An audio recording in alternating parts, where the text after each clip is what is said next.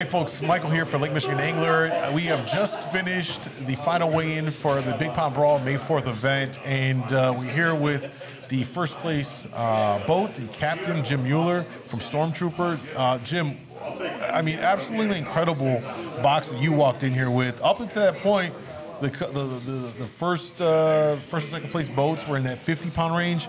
You crushed it by another 25 pounds of fish. You got to talk us through how your day set up. What was your strategy going into today's event? Well, today was the first day I was out this year. Really? So, yeah, we were tying lines on the way out. I didn't even redo my reels from last year yet. I just haven't had the time. But I knew I was fishing this tournament, and you know, we got prepared last night. One of the biggest problems, they put these tournaments at so many different times of the year. The situation gets tough because there's so much cold water. Yeah. So what happens is, in our situation, and I knew this, the lake trout are inside and the Chinooks are on the outside. So it's a little opposite of what people are used to managing. So we went to Wind Point. We fished inside of 70 feet of water for our trout. And even though I didn't pre-fish, I knew that because of the water temperature. And the trout will eat, but when they're on the bottom and they're pinned in an area because of warm water, like in the summer, it's a lot easier to catch them. So we knew we were dealing with trout that were in a lot of places. Spending top to bottom, perhaps? Correct. So okay. We had to be a little patient. It took a little time. We got our 2 trout that we liked the size, and we were catching some cohos. Then we picked up and run. I believe in 2 runs, the run out, and then a second spot. Usually when you start running 3, 4, 5 times, that's panic mode. You're not giving yourself enough time. So we set up, first pass down the edge of the hill south towards Kenosha. So we made a run. And you fished out of Racine, just so we're clear, right? Correct. Yeah. Correct. But I ran to south to get to the. And the first pass was active. Some lake trout, a steelhead right away, coho. And we were running the edge. When I mean the edge, to define it for people, you know, upper 90s and the 90s. Mm-hmm.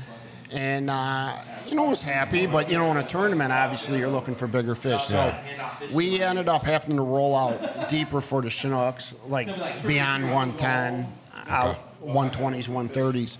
And we were fogged up. There was a chop. And so I knew we were getting into a good situation. There was a king bite early on the edge or on top. And so we caught our trout first. So when we came there, we knew they were going to bite again. And we knew they were going to go again. So we found a spot where I believe I was marking Chinooks.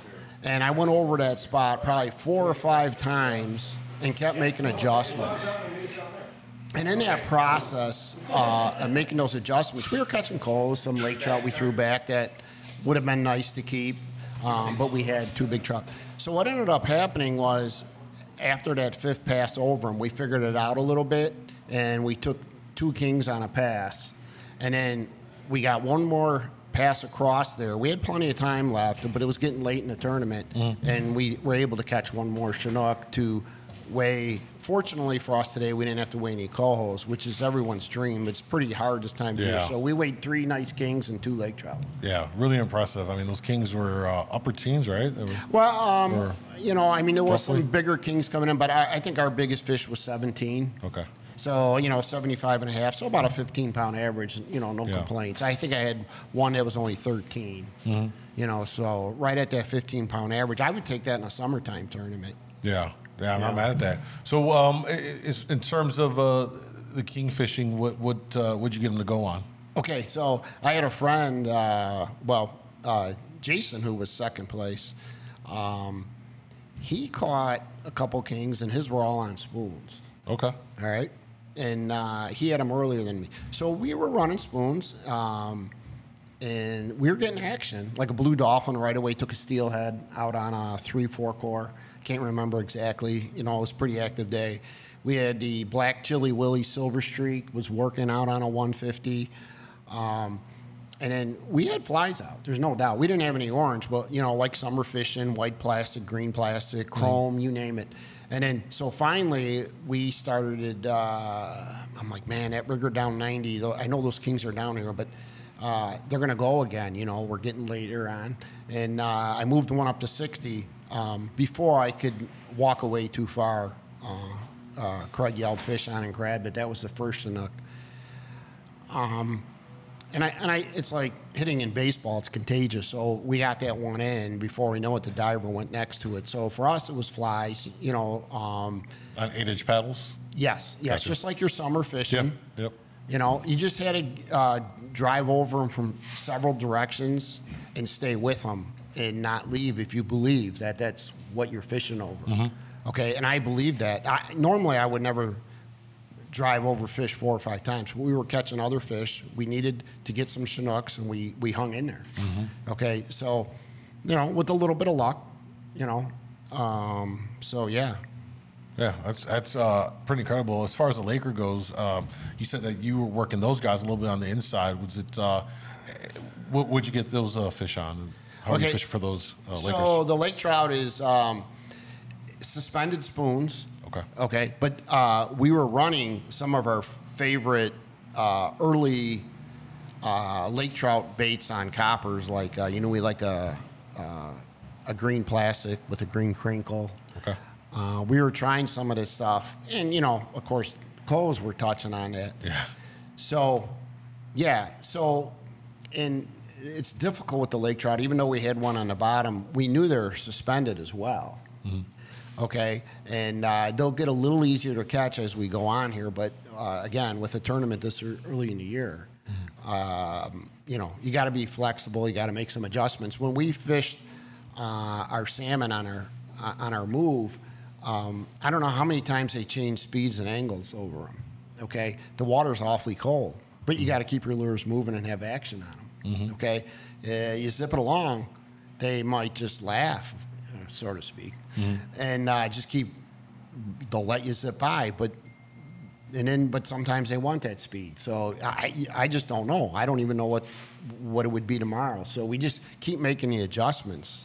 To tinker around with everything with the speed. And even at times I didn't even have confidence in our speed, you know, and I'm like, man, I got to make a change. I got to come through on a different angle. I like to stay at the wheel as much as I can. I just think that the person that drives that boat is the fish catcher.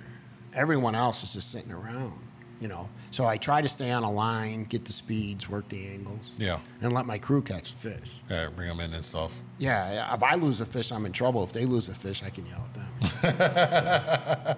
Well, listen, man. I mean, you're no stranger to the tournament scene, well accomplished, and you know, this is your first year participating in the brawl, and for the first event, you took first place. A great payday. I think it's $4,000 plus. What you're gonna be walking away with this first one.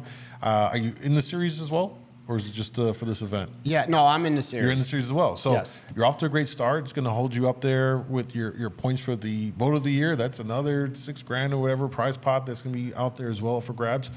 Our next event is just about a month away. Yep. Early June. A lot of changes between now and then. So, you know, in your mind, what changes right off the bat? Well, the water's going to be warmer, okay?